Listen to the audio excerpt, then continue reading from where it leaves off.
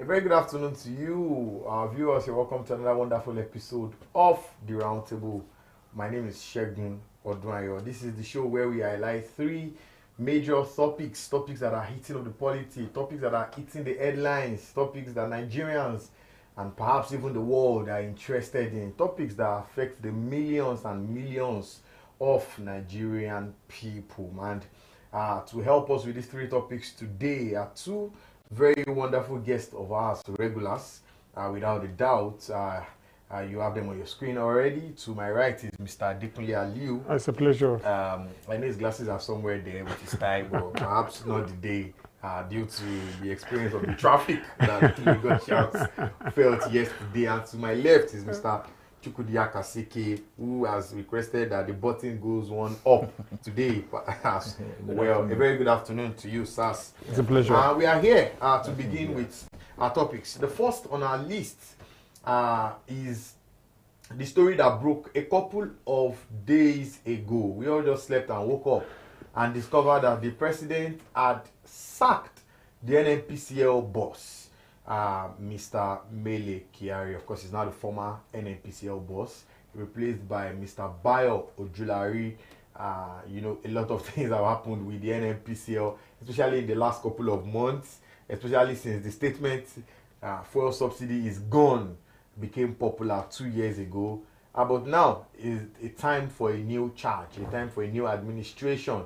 The old administration has gone. But we'll be talking very quickly about some of the things Mr. Kyari did while he was in charge of the NNPCL. Spent about 6 years, almost 6 years, got in 2016, left in April of 2025. And even before then, he was a part of the NNPC, formerly NNPC then structure, and he just took over as the MD. One of the longest serving NNPC MDs, if you ask me. I mean, according to the stats, some of them use just a year, some 2, some 3, some 4. But this man took charge in 2019 under former president Muhammadu Buhari, and is living with another president, almost 2 years of another president's reign. Perhaps his bosses must have loved some of the things he was doing, else he probably would have been booted out a long time ago, because he spent quite a number of years, far more than some of his predecessors. I'm starting with you, Mr. Akaseke. Very quickly, Mele Kyari is many things to many people. The man who eventually gave us a refinery after many years of it being in darkness, even though many people still feel the case is not clear pertaining to the refinery. They gave us a date that they changed about 4 or 5 times about last 2 years. But it started working at some point. As of now, many people are not too sure what's going on. Kaduna refinery not up yet. The Port Harcourt refinery was the only one that was giving us about 65%. Worry, same issue, no up yet. What can we say about Mr. Kyari? Mr. Kyari is a man that can pass as the big boss. Why I say the big boss is that he has survived many storms, and definitely the government must have seen something good in him. But to the government, he may be a good man, but to Nigerians, he may not be that kind of person that they yearn for, considering what panned out with the Port Harcourt refinery. Many dates were shifted. He said this Port Harcourt refinery will start at a particular point for about 3 years, or 2 years rather. There has been postponement until the refinery eventually came on stream. But even with that, we also had issues of whether the refinery was working or not. Even when the NNPC will tell you that they've started loading, when you go there, you don't see anything like that. Again, under Mele, the NNPC had always, behaved like a court. You hardly get information from them. You try to call them, it's all silence. We pray that with the new regime, that NNPC will be more transparent, and Nigerians will want to see a kind of progress progress first in the price of fuel, not the one that they will be chasing. They will tell you dollar for crude, dollar for crude. That's it. All right. Out of 10, what will you rate the Kyari years? Wow, it's difficult to rate him because I didn't give him the mandate of what is expected of him. But having said that, we'll give him a fair score because they are the one they have been able to achieve the what do I call it now? Upstream, downstream deregulation of the oil sector. So at least relatively now, we are moving to the state of the Aramancos, the Petrochem, the big oil industries of the world. So if we are moving in that direction, I think that's a success. Then you also look at trying to revamp the refineries. They've done their very best. I think for me, maybe the president saw that they've been going in circles. For now, they are not moving their foot as heavy as he wanted. Maybe that's why there was this change. But let's give them pass mark. They've tried their best. We didn't give them any mark or any yardstick to work on. We're only hoping that they will do their very best. So for now, I was calling maybe a 5. Average. Yeah. We have been better. We have had better years, especially in the days when the naira was stronger. Of course, before subsidy was equally removed on the naira as well. When the economy was better than it is now, could we have taken certain steps in the NNPC that would have made it better? Before this time, Nigerians expected NNPC to protect their interests, but the NNPC came with this sense of mercantilism. You want to make gains. You don't want to know how it affects Nigerians, and that is why you see Dangote and the NNPC. Were they even mercantilism? They were not even making profit. They were not. They were just trying to put Nigeria in jeopardy. If you say they are not making gains, if I pay no, I mean before the deregulation, NNPC was like a choke in our neck. They were reckless. Yes, they were. They were so reckless. They don't even care how we feel. How can we have a refinery that's not working as on NNPC before now? So it's wrong. So for me, I think they were reckless until we started pushing for deregulation and other things. They were able to get and that is the million Kyari people. As far as I'm concerned, what I have seen in this fuel price war, how Nigerians have faced a kind of a hardship because of the actions and inactions of the NNPC. I will give NNPC 2/10. So, but no government agency, as far as I'm concerned, deserves 5%. 5% is like you are Father Christmas. But where we are now, Dangote has increased his own price. No, NNPC price is still Dangote increasing the price is the consequence of the we are not even talking 2025 million Kyari. Okay. We are looking at the whole thing from the NNPC days till now before they became NNPCL. Yeah. And they said they were going to be put on the stock exchange. Yes. You could go there and buy just. That's a great improvement because you really want an NNPCL that is not a indigenous company that is not that is federal owned. No, you want a company that can go there and contest with Petrochem, with Aramco and Aramco. That's where we're getting to, and to get to that level, it will take a real radical fight against the traditional people who want the NNPC to be an home industry that is going to serve only those at home. NNPCL now is trying to serve international. While doing that, mercantilism will come in because they want to make money for the government. One of the reasons for this sack, as I read somewhere, was because they were not able to meet the government yardstick in terms of revenue. So we don't know. There's a lot of stories on the ground about it. If you look at the reason you are telling me, may be the truth, may not be the truth. But I know that the president at a point gave a directive to NNPC on this naira for crude. But they didn't obey it. No, it was a 6 month. It was a 6 month agreement. So they are up till now. Like I said last week, we don't know It might even be the presidency that is not even ahead. Look, we can't be selling because, like I said, these two individuals are private-owned companies now. NNPC want to go and sell and begin to sell shares to Nigeria. It means it's a private limited company. So anything they are doing is going to be private. They won't be looking at government. Government will not even have much control as expected. As government cannot decide for Dangote. So very soon too, government will not be able to decide for NNPCL. Well, let's wait till then. But again, the control remains with the government. Since the name change, one would have expected the whole process to be fast and swift. And you know how we do But it's years now. And you know how we do things in So the country. when is it going to Do you know happen? how long had we been able to fix our refineries The fact that we is that put so much money government into? left the same elements In charge, and that is why you will not see that change. They are still behaving like the. So that's why this time around again, the new Very board. quickly, let's move to what we have, what the Ojulari led NNPCL is going to have. What should be the charge given to them, the mandate given to them by the Nigerian people? The mandate should be take us to Uhuru, take us to the place where Aramancos are, and to go there is not going to be that. It means we are going to lose a lot, drag a lot of things and sacrifice a lot.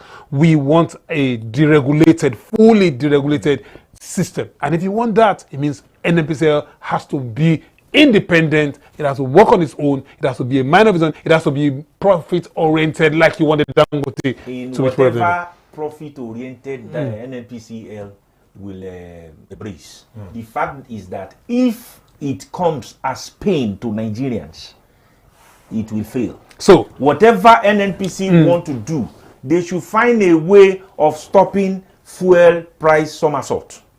Let there be a kind of regular stability. Let there be stability in the country. Not when you sell a liter of fuel 1 naira today, tomorrow you are saying it's 10 naira, and people cannot. People are pursuing this thing with fixed earnings. So when you start this price somersault, it pains Nigerians. It affects Nigerians. Yeah, that's one of it also. And also in NNPCL, there's a lot of other smaller companies in NNPCL. We're just looking at NNPCL as one. If you check the subsidiaries in NNPCL, they are so up to 50, if not, if I stand incorrected. Yeah. Why? So that there's so much. But it is NNPCL that Nigerians. Yes, everybody looking at. So NNPCL. So, okay. But we need them to be up and doing for the country. All right. Lastly on this matter, the Bayo Ojulari appointment has been tagged controversial in certain quarters. Some persons have said that a Mele Kyari from Borno State was taken away, and that Bayo, the name Bayo, is a Yoruba name from Kwara State. And of course, other people that have spoken on behalf of the government have said this person is from Kwara State. Then this same other quarters, opposition quarters, now said a couple of appointments that are northern have gone to the Kogis, the Kwaras, people not central. that are still considered in quotes now as being a part of the Southwest. Do you consider it controversial? You think it's a non-issue that people are speaking? Let me give you a small analysis with football. There was a time Westerhoff came here, and if you look at the lineup, Super Eagles lineup, then you can even mention them without looking into the books.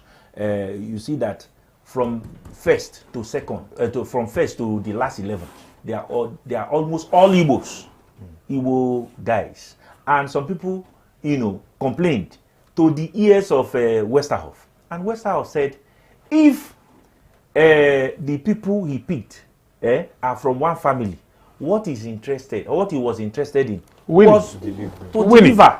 So merit is what I'm looking at. I don't want to know where you come from. It is when you start with non-performance that people will start saying, where is this person from? I think understand. But if there is performance there and there is merit in picking him, I don't want to know where he comes from. I'm not a tribalist. For the sake of don't when everybody the best always coming from one angle. The other angles may begin to say, are you saying we are not to be carried along? That is what I said. What is happening now? People are complaining because of non-performance. For Christ's sake, for speaking out loud, if a particular person from Benue State can do the job, if you bring him in, I will not complain. I will not say it's from a minority. We want merit. Nigerians want to survive. In America, they are not looking at that. What I want is performance that will lift Nigerians, not to leave them where they are. Do you agree with his position? I so much agree with him. I've always been a federal character person as well as a merit person. Who is going to do the job? Who is going to do the job well? So if these guys can do the job far better than the military guys, kudos to them. Anybody who is complaining, let's give them time. Let's watch. Like I said, it's when you are not performing that people begin to consider where are you from, who is you, who brought you, and so on. But if you're doing very well and you're meeting the yearnings and aspirations of the people, of the nation, kudos be to you. Who cares where you're from? Just do the work, right? And get us where we want to get to. All right, we have to move on to the second topic now. A couple of days ago, Nigerians were greeted with the news of the death of 16 hunters in Edo State, in Uromi, Edo State, where they suddenly became dead after they were attacked by the people. Because this has caused a lot of chaos, especially as it concerns the Edo people and Edo State, with a lot of statements made by known, popular, and big wigs when it comes to political matters from the north. Even some footballers even got involved. A lot of persons were speaking up and saying that such should not continue. The governor of Edo State, Senator Monday Akpabio, even paid a visit to Kano to meet with the government of Kano and pass across his very important message of condolences, not just to the state but to the family members of the affected persons. And the government of Kano State welcomed him with open arms and explained that the whole thing had to be dealt with carefully. Now, this has led to a lot of issues, especially on social media, with people saying they were not hunters, they were hunters. A lot of persons are getting involved. But I think kudos needs to be given to the Edo State Governor, Mr. Monday Akpabio, who has taken charge of this matter to ensure that it doesn't snowball into a crisis anytime soon. Very quickly, the matter of the hunters that were murdered, 16 of them. They will probably have wives, they will probably have children, they will probably definitely have families. These are people, Nigerians, who are doing their business. If we have more time, I'd say we should give them 1 minute silence. But sympathy goes to the families, to the governors, and to those who have lost loved ones in that crisis. It's something very appalling that I think we should not allow to happen. And that's when we don't look at things critically.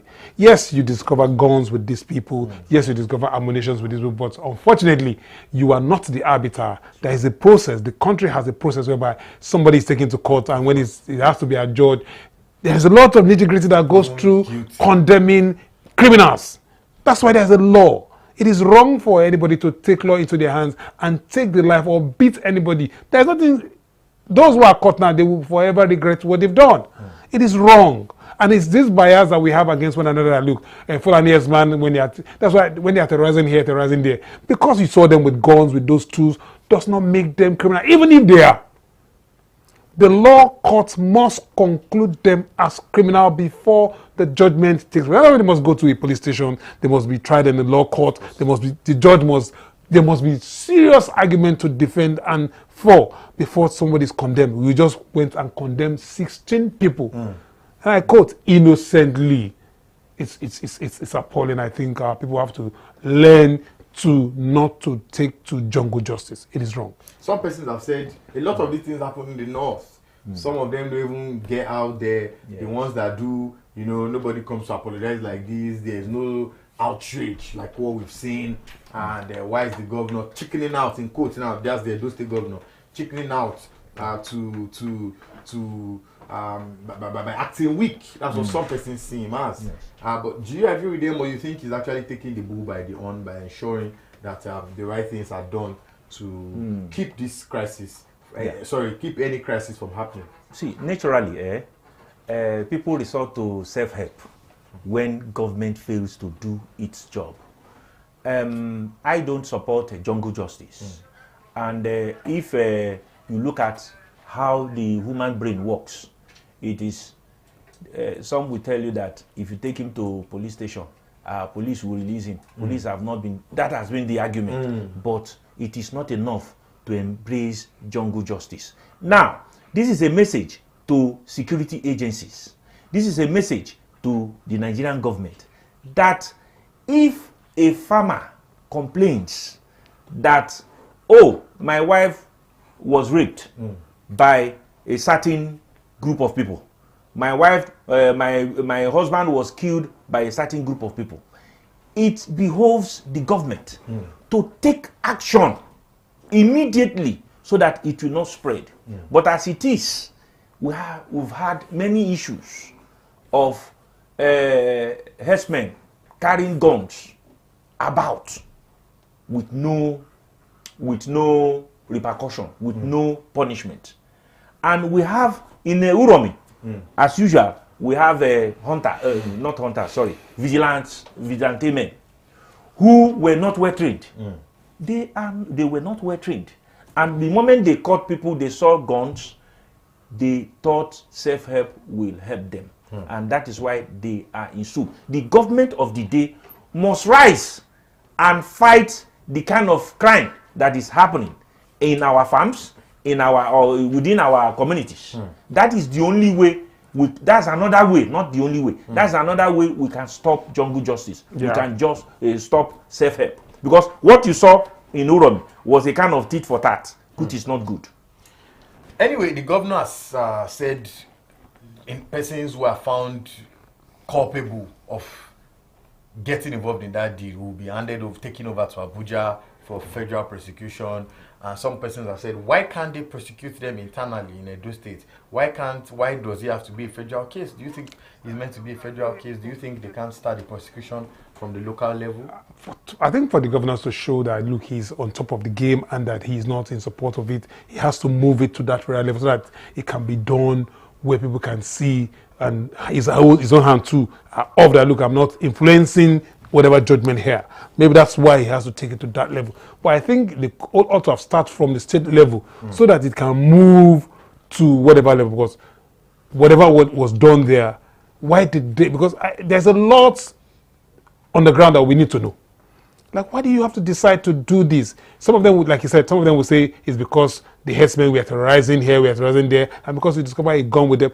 The question again you ask, why are they taking gun from whatever Kano to Uromi, from Uromi back to Kano, you are moving on without licenses, without... So there are so much to it, though nobody has a right to take any life without the Constitution. So we need to study it. It calls for polemics. So that, look, let's study this thing so that we can, from studying, know how to curb this and not to happen again. But the governor has done very well because the president too is also interested in the case. So and the police chief too has also said, please move this case to this level. So I don't see anything wrong about that. It is the interest of the nation. The nation wants to see this thing, those involved, punished. So if the nation wants to see those involved, they too will not decide to just punish them and anyhow. It will go through process. It will be done very fast because some people in the north, the few people in the north are coming on social media to threaten some Nigerians.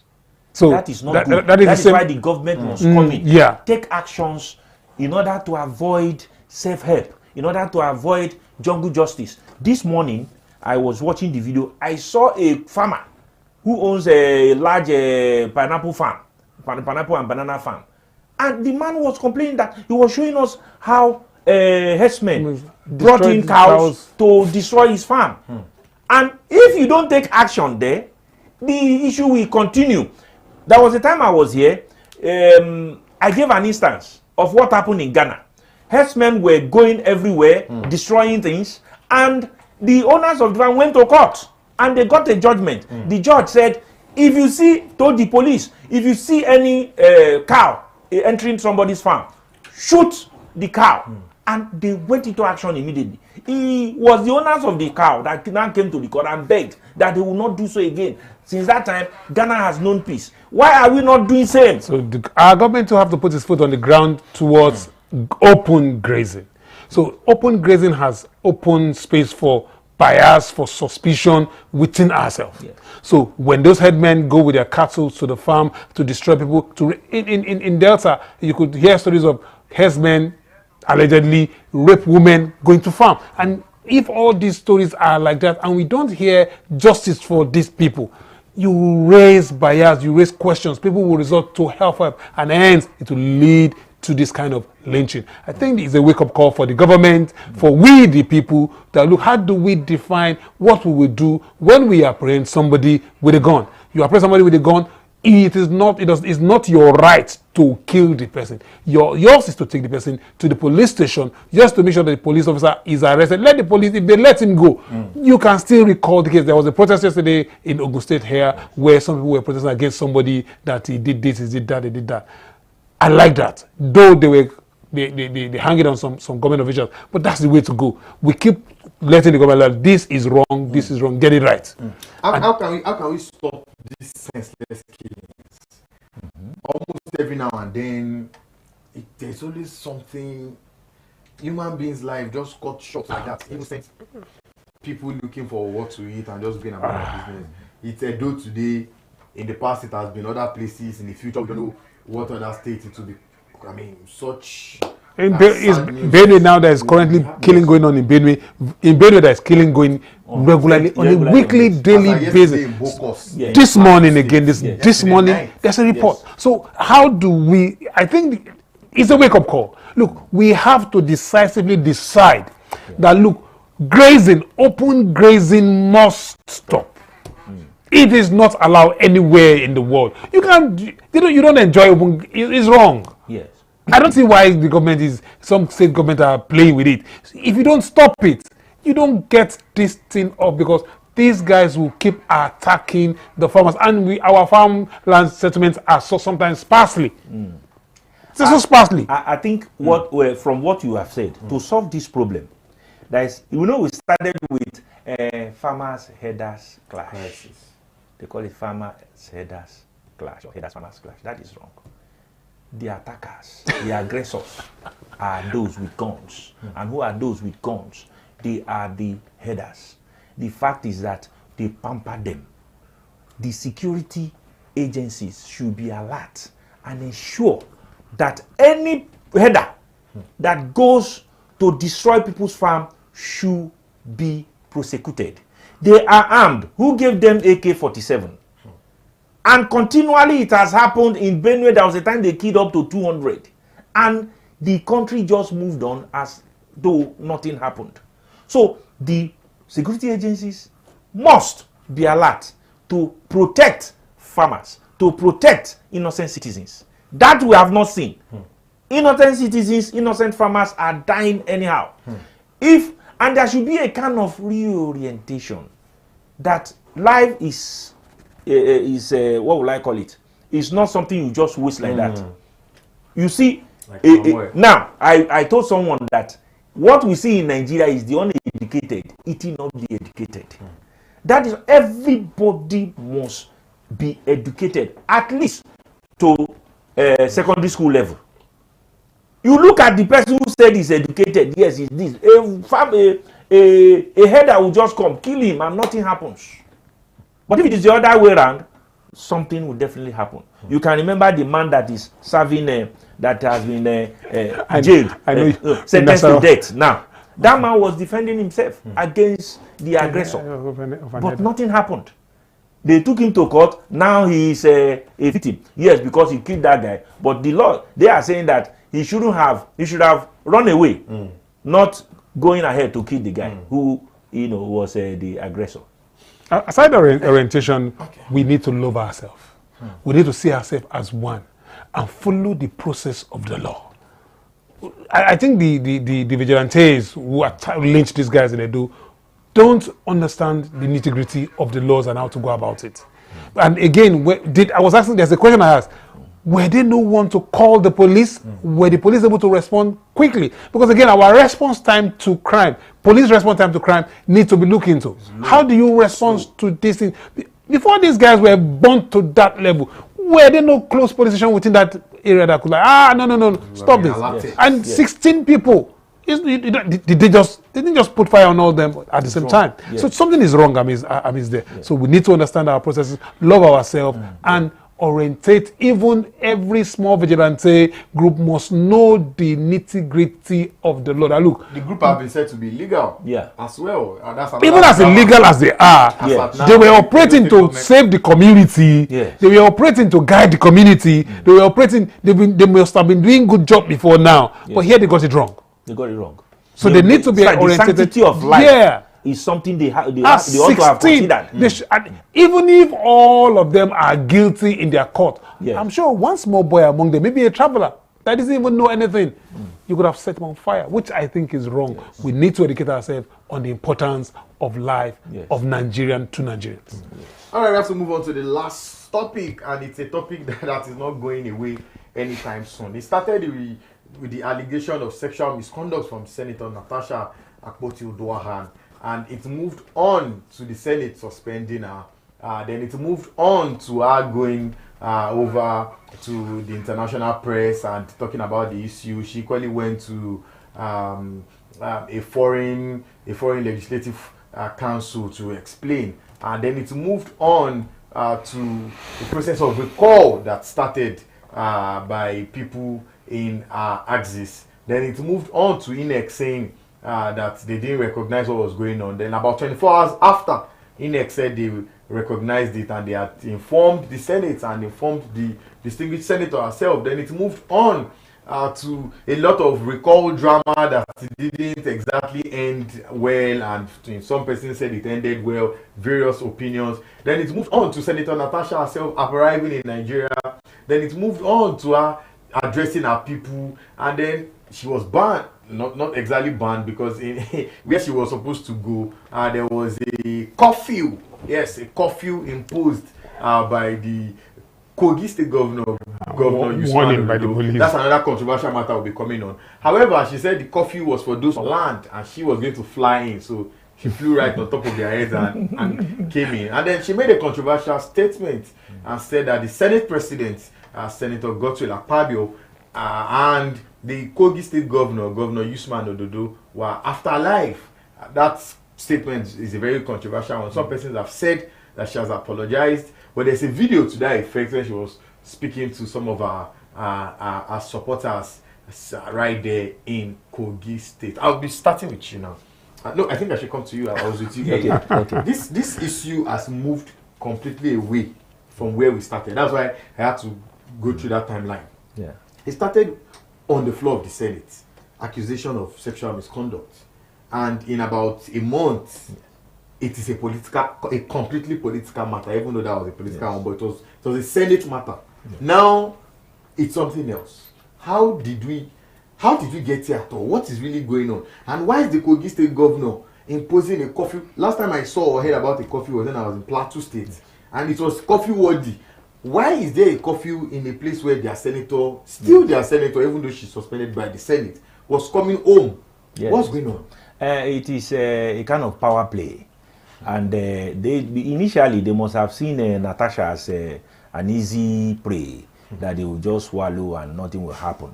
But Natasha is proving to be very tough for them. Now, why will you even talk about curfew?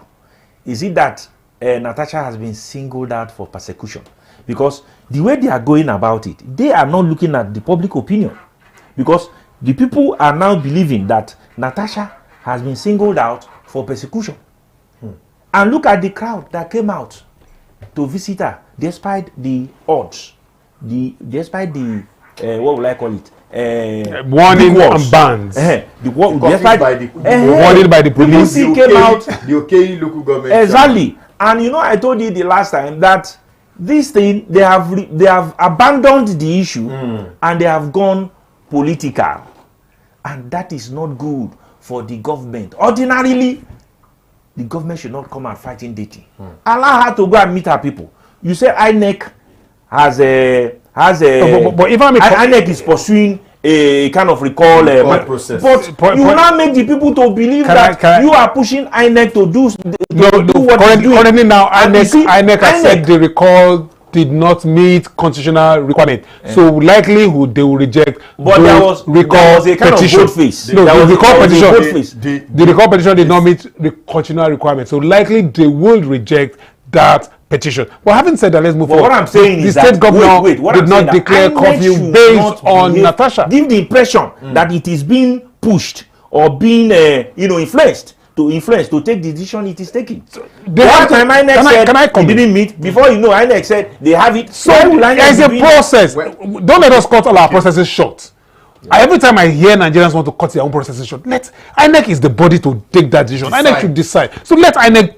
It's a period. Now today they came out with their own verdict on their Twitter and saying that look, this petition did not meet constitutional requirement. So we're giving them time. So if you don't give them time, you would have preempt them by saying instantly cancel. No, everybody has a right to go and present something before INEC. Present it, they will look at it. How viable does it meet the requirement? It's a process.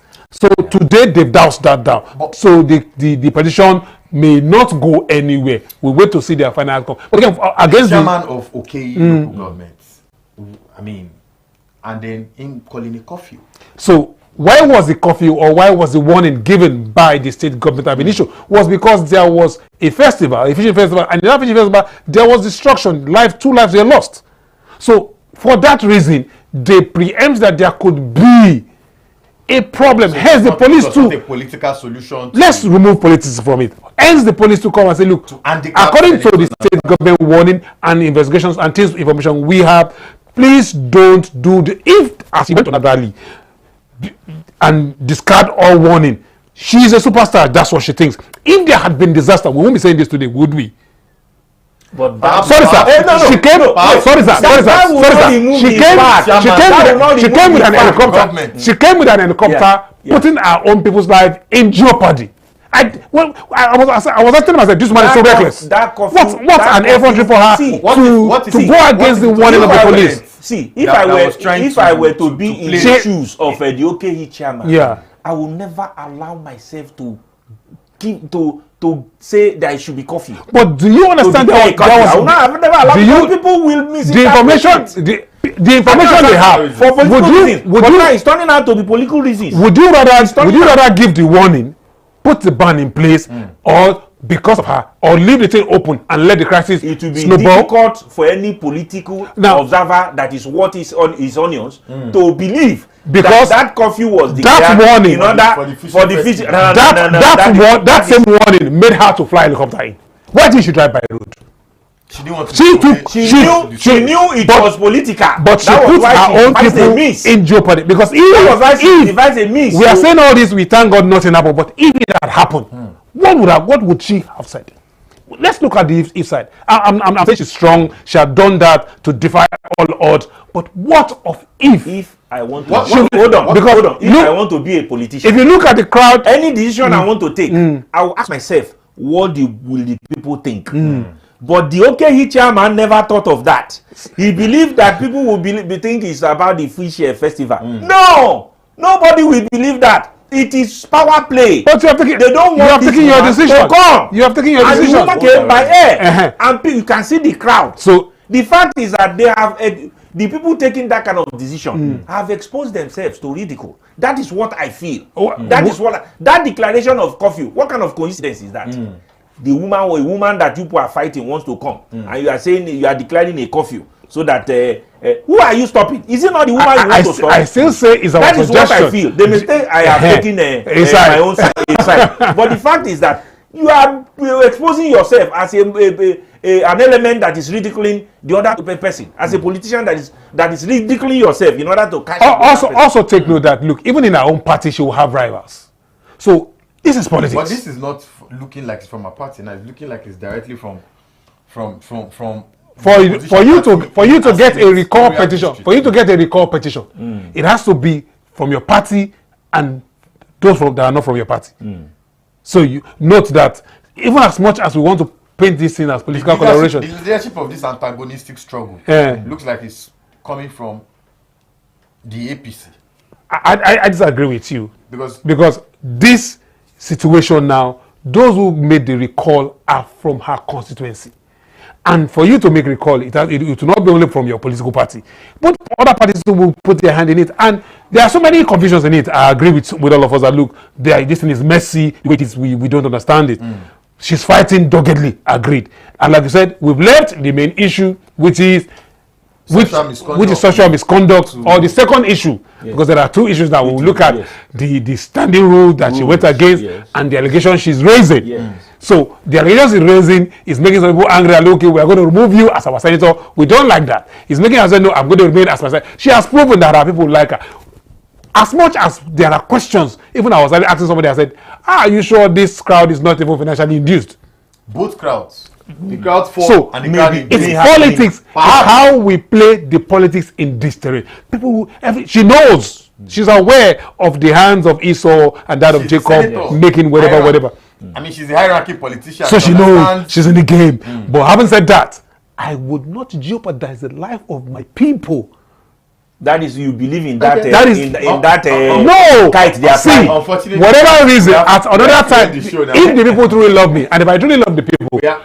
a convenient time is going to That come when we declaration do of our, of you our is rally. just a kite that we have to end the show now. I wish we had more time, but when we are on the round table like this story is never ever want to end. But hey, we have a time frame to follow. A very big thank you to our guests, Mr. Chukwudi Akasike and Mr. Adekunle Ali, for being a part of this package today. Biggest thanks goes out to you out there, our viewers, for using your data, expensive data these days, especially if you are in Nigeria, to watch what we have for you on the show. We bring all sides to you, look at these issues from different lenses, and present the truth to you, our viewers. My name is Shegun. I was saying, have a fantastic weekend that begins tomorrow. Stay out of trouble, and if you are going to be using the Bonicam Bridge and you are going to the island and you are coming back to the mainland, perhaps it's time for you to reduce the number of times that you go out there, like the governor of Lagos said earlier today, because it's going to be a very, very torrid 2 months on that route. So if you are going through that route this weekend, you can probably edit your movement because you are most likely going to be in some very heavy traffic. If you are not,